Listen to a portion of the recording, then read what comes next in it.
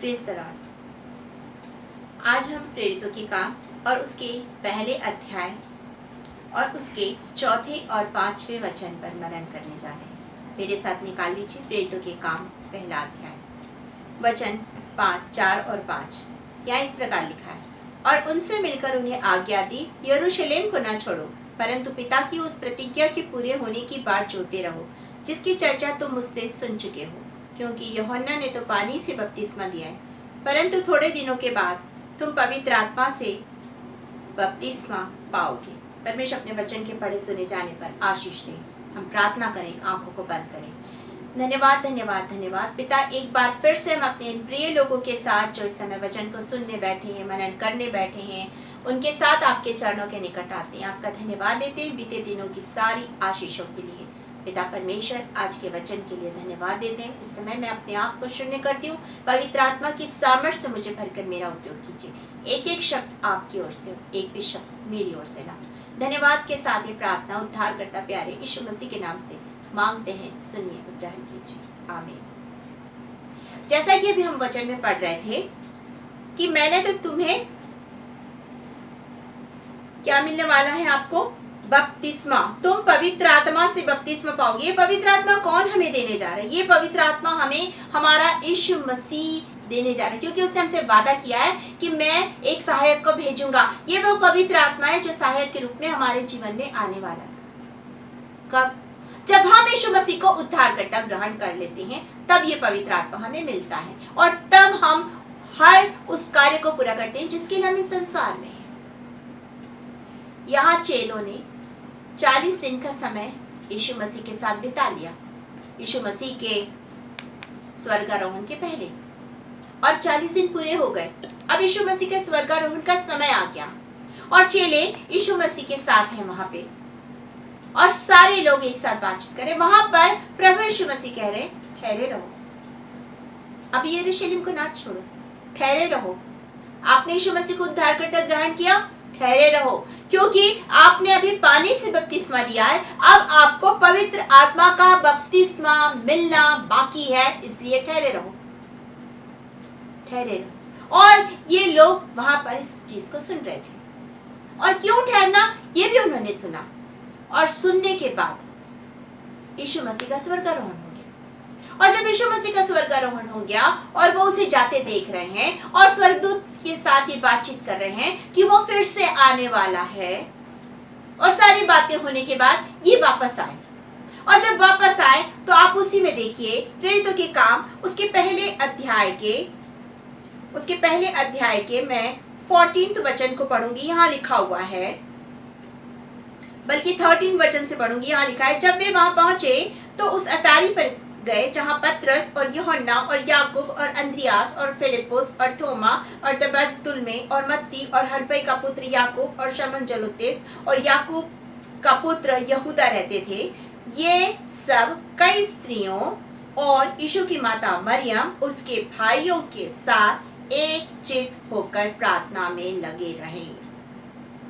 ठहरे रहो, ठहरे हैं, बपतिस्मा ले लिया है, अब आपको ठहरे रहने का है, ठहरे हैं। और ठहर कर क्या करना है? खाली नहीं रहना है, पर ठहर कर यहाँ पर ये लोग सब मिलकर एक साथ प्रार्थना कर रहे हैं।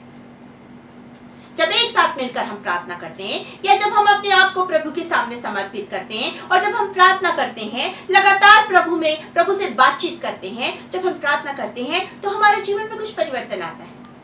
जब हम प्रार्थना करते हैं तो हमारे जीवन में परिवर्तन ये आता है कि जैसे हम प्रार्थना करना शुरू करते हैं, हमारी प्रार्थना परमेश्वर तक पहुंचती है। हे पिता, हमारी प्रार्थना सुन। हम प्रार्थना करते हैं, और तब हम जिस पर्पस के लिए इस संसार में हैं, आज हम उन्हीं बातों पर मनन करेंगे। फर्स्ट है प्रेयर।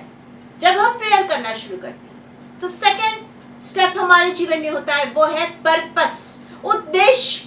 हम इस संसार में किस उद्देश्य से आए हैं, वो पर्पस हमारे सामने आता है, और वो पर्पस दर्शन के द्वारा हमें पता चलता है। वो पर्पस हमारे सामने आता है, और जब हमारे सामने वो पर्पस आता है तो हम परमेश्वर से बोलते हैं, परमेश्वर हमें अपनी सामर्थ्य से भर, पावर, मोर प्रेयर मोर पावर। हम जितनी प्रार्थना करेंगे हम उतना अधिक पावर पाते जाएंगे, हम उतना अधिक सामर्थ्य बढ़ते जाएंगे। और यहाँ पर इन्होंने क्या किया, प्रार्थना किया, ये प्रार्थना करने लगे। अब वो पर्पस इनके जीवन के लिए पूरा होने जा रहा था, जिस पर्पस से परमेश्वर ने ये सारे चेलों को चुना था, यीशु मसीह ने सारे चेलों को चुना था, यीशु मसीह ने मुझे और आपको चुना है। वो पर्पस जब हम प्रार्थना करेंगे वो हमारे सामने पूरा होने वाला हो, हम उस उद्देश्य को पूरा करने जा रहे हैं। तब हम तीसरी चीज हमारे जीवन में आती है, हम पावर पाते हैं, परमेश्वर से वो सामर्थ पाते हैं। यीशु मसीह ने अपनी सेवकाई शुरू करने से पहले क्या किया, वो उसने जंगल में जाकर 40 दिन का उपवास और प्रार्थना की, और प्रार्थना करके वो सामर्थ को पाया। वो जिस पर्पस से आया था वो पूरा करने के लिए उसने प्रार्थना की और सामर्थ को पाई, और वो सामर्थ को पाने के बाद में उसने उस कार्य को पूरा करना शुरू किया। उसने उस कार्य को पूरा शुरू करना किया। कैसे? जब हम प्रार्थना कर लिए, हमने पर्पस को जाना, हमने पावर को पाया, अब समय है उसे परफॉर्म करने का, लोगों के सामने उसे प्रकट करने का। यीशु मसीह ने पतरस से कहा, यदि तुम मुझसे प्रेम करता है तो मेरी भेड़ों को चरा। यीशु मसीह ने पतरस से कहा, यदि तुम मुझसे प्रेम करता है तो मेरे मेमनों को चरा। यदि तुम मुझसे प्रेम करता है, यदि तुम मुझसे प्रेम करता है, आज आपसे पूछ रहे हैं, तो इस पर्पस को जिसके लिए मैंने तुझे भेजा है उसे पूरा कर। हमने देखा पहली चीज, जब वो लोग प्रार्थना कर रहे थे तो उन्होंने क्या किया, वो पर्पस को जान रहे हैं, वो उस पावर को पा रहे हैं। अब वो परफॉर्म करने का समय आ गया है, और जब हम परफॉर्म करते हैं तो परमेश्वर की वो प्लानिंग जो उसने हमारे साथ की है वो पूरी होती है। वो पूरी होती है हमारे जीवन के द्वारा भी और दूसरों के जीवन के द्वारा भी वो पूरी होती है। यहाँ पर ये लोगों ने प्रार्थना की, और प्रार्थना करने के बाद जब हम आगे जाएंगे तो हम देखेंगे दूसरे अध्याय को। दूसरे अध्याय में जब ये प्रार्थना करने के बाद तब पिन्तुकुस्त का दिन आया, और वे सब एक जगह इकट्ठे थे, और एकाएक आकाश से बड़ी आंधी सी सनसनाहट का शब्द सुनाई दिया, और उससे सारा घर जहां वे बैठे थे गूंज गया, और उन्हें आग की लपटों सी जीभ फटती हुई दिखाई दी, और उनमें से हर एक पर आ ठहरी, और वे सब पवित्र आत्मा से भर गए। वे सब पवित्र आत्मा से भर गए। जब हम परमेश्वर के नजदीक जाते हैं, हम जब प्रार्थना करते हैं, जब हम प्रार्थना करते हैं, वो जानता है कि हम प्रार्थना कर रहे हैं, और हमारी प्रार्थना वो सुनता है, और सुनने के बाद वो हमें ग्रहण करता है, और ग्रहण करने के बाद वो अपने उस पर्पस को जिसके लिए उसने हमें इस संसार में भेजा है, वो दर्शन हमें देता है। हमें वो बात पता चलती है कि हम क्यों इस संसार में हैं। जैसे कि मूसा इस संसार में क्यों आया, उससे परमेश्वर ने बातचीत की, और बातचीत करके कहा कि तुझे मिस्र देश में जाना है, और वहां से इस तरह के कार्य को तुझे करना है। क्यों? क्योंकि मैंने उस चिल्लाहट को सुना। आज भी लोग चिल्ला रहे हैं, आज भी लोग पुकार रहे हैं, आज भी लोग बचाने के लिए लोग परमेश्वर की ओर देख रहे हैं, मेरी और आपकी ओर देख रहे हैं, क्योंकि हमारे पास में जीवित खुदा है, हमारे पास में जीवित परमेश्वर है। वो हमारी ओर देख रहे हैं कि ये प्रार्थना करेंगे तब ये चीज पूरी हो जाएगी। हम उसी पर्पस से तो हैं इस संसार में कि हम दूसरों के लिए प्रार्थना करें। हम इसी पर्पस से तो हैं इस संसार में कि हम दूसरों के बीच में गवाहपन की जाए। हम इसी पर्पस से तो हैं इस संसार में कि हम दूसरों को प्रभु का वचन सुनाएं। हम इसी पर्पस से तो हैं इस संसार में कि दूसरों को प्रभु के चरण के पास ला सके, ताकि वो भी उस अनंत राज्य में प्रवेश कर सके। बाइबल हमसे कहती है, यूहन्ना रचित सुसमाचार और उसका 15 अध्याय और उसके 16 वचन में लिखा है, तुमने मुझे नहीं चुना परंतु मैंने तुम्हें चुना है। क्यों चुना है? ताकि तुम बहुत से फल लेकर आओ। ये पर्पस है, ये प्लानिंग है, और इसके लिए, इस प्लानिंग के लिए, इस पर्पस के लिए हमें परमेश्वर के पास जाना है और प्रार्थना करना है। ये लोगों ने प्रार्थना की, और प्रार्थना करने के बाद में वो बाइबल में लिखा हुआ है जो हम अभी पढ़ रहे थे, पवित्र आत्मा की सामर्थ उतरी, और वे पवित्र आत्मा की सामर्थ से भर गए। और जब वे पवित्र आत्मा की सामर्थ से भर गए, तीसरा अध्याय जब हम देखेंगे तो तीसरे अध्याय में हम क्या देखेंगे कि यूहन्ना और पतरस दोनों मंदिर में जा रहे हैं, और मंदिर के फाटक पर एक व्यक्ति बैठा है जो लंगड़ा है, जो जन्म से लंगड़ा है, वो जो चल नहीं सकता है। वो वहां बैठा है और बड़ी आशा से देख रहा है कि ये कुछ उसको देंगे, पैसा कुछ देंगे।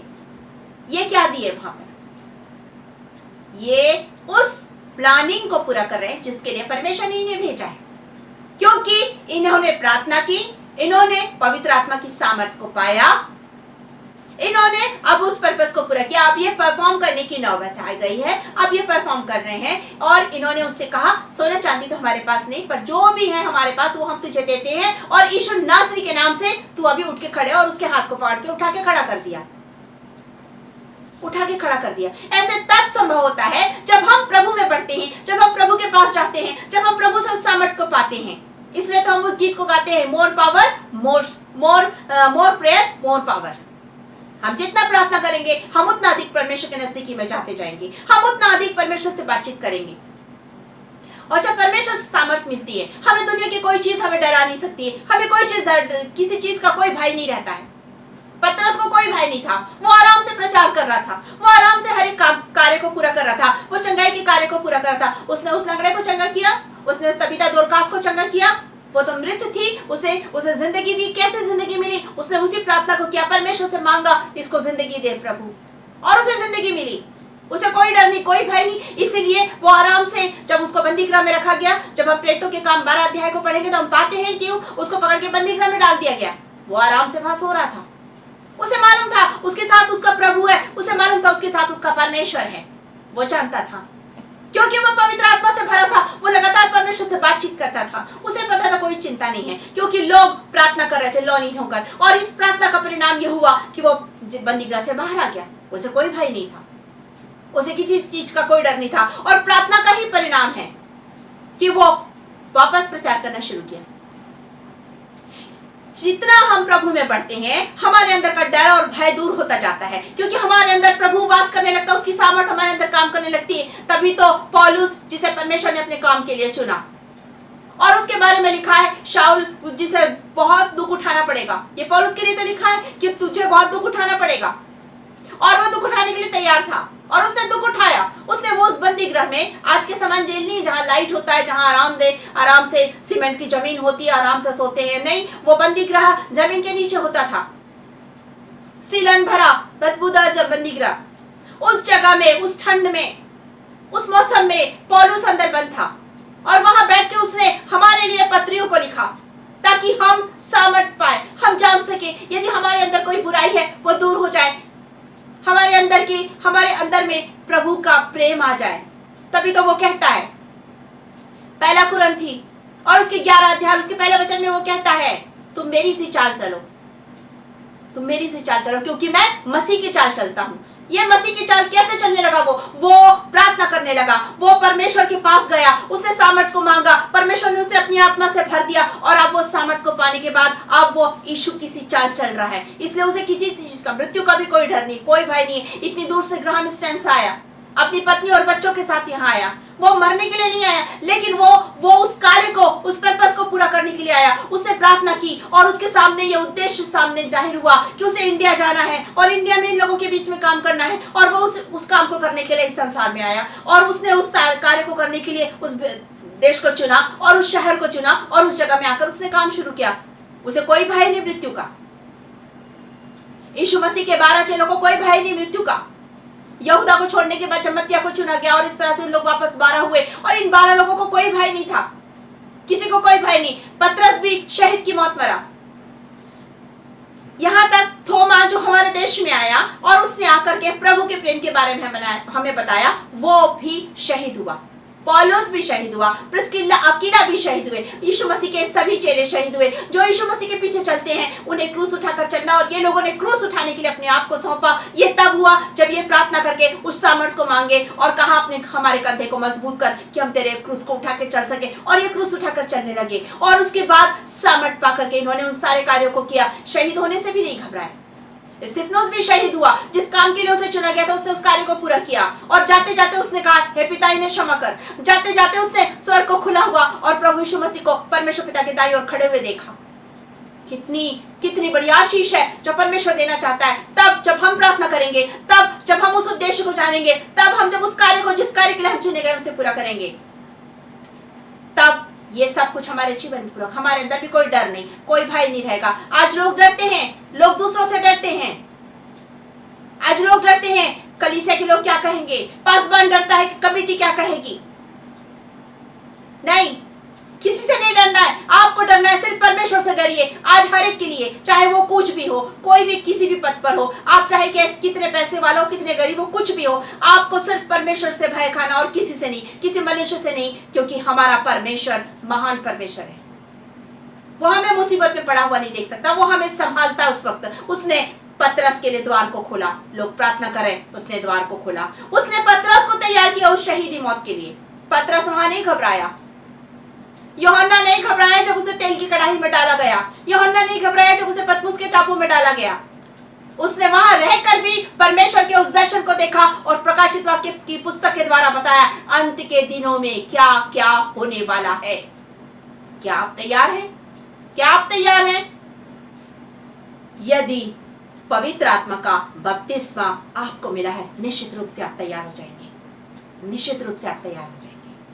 आज मांगिए, यदि आप तक आपने पवित्र आत्मा के उस बपतिस्मे को नहीं पाया है तो आज मांगिए, प्रभु पवित्र आत्मा का वो बपतिस्मा हमें दे, प्रभु पवित्र आत्मा की वो सामर्थ्य हमें भर दे। पवित्र आत्मा यूं ही नहीं मिल जाता है, यूं ही नहीं मिल जाता कि लोग बोलते हैं ये पवित्र आत्मा से भर गई है, ये पवित्र आत्मा से भरकर बोल रही है। यदि आप पवित्र आत्मा से भर गए हैं तो याद रखिए, आत्मा के फल आपके अंदर दिखाई देंगे। आत्मा के फल, गलाती 5वां अध्याय 22 वचन को पढ़ लीजिए, उसमें वो आत्मा के फल हैं। यदि आप पवित्र आत्मा से भरे हैं तो आत्मा के फल आपके अंदर है। यदि आप पवित्र आत्मा से भरे हैं तो आत्मा के वरदान आपके अंदर है।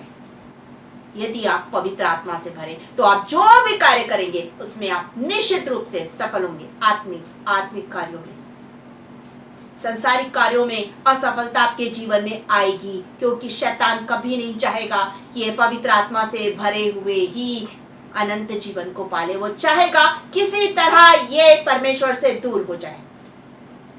यदि आप परमेश्वर की सामर्थ्य से भरे, परमेश्वर आपका उपयोग करना चाहता है। यदि आप अब तक ग्रहण नहीं किए, अब तक आपको वो बपतिस्मा नहीं मिला, अब तक आपको वो पवित्र आत्मा का अभिषेक नहीं मिला है, तो आज मांगिए प्रभु से, क्योंकि अब समय निकट है, समय निकट है। अंत समय बहुत जल्दी आ गया है, ज्यादा दिन नहीं है, समय निकट है। अपने हर दिन को आखिरी का दिन समझिए। किसने सोचा था कि ये कोरोना नाम की महामारी आएगी और लोग, चाहे कितने अमीर लोग हैं, चाहे कितने गरीब लोग हैं, चले गए।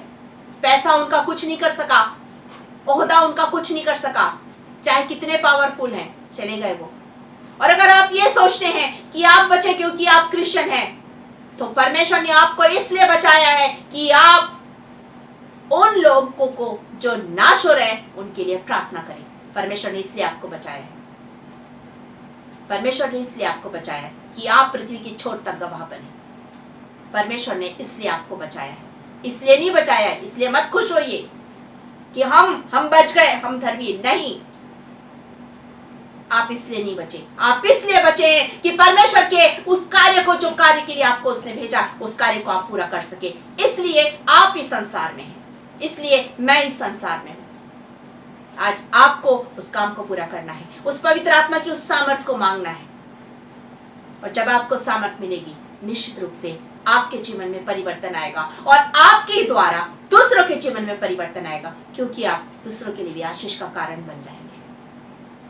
दूसरों के लिए भी आशीष देने परमेश्वर ने आपको ठहराया है, दूसरों को भी परमेश्वर के राज्य में लाने के लिए परमेश्वर ने आपको ठहराया है। यही उसका पर्पस है, यही उसकी प्लानिंग है, और वो चाहता है कि प्रार्थना के द्वारा आप उस पावर को पालें, आप उस पावर को पालें, और तब परमेश्वर के उस महिमा के काम को कर सके।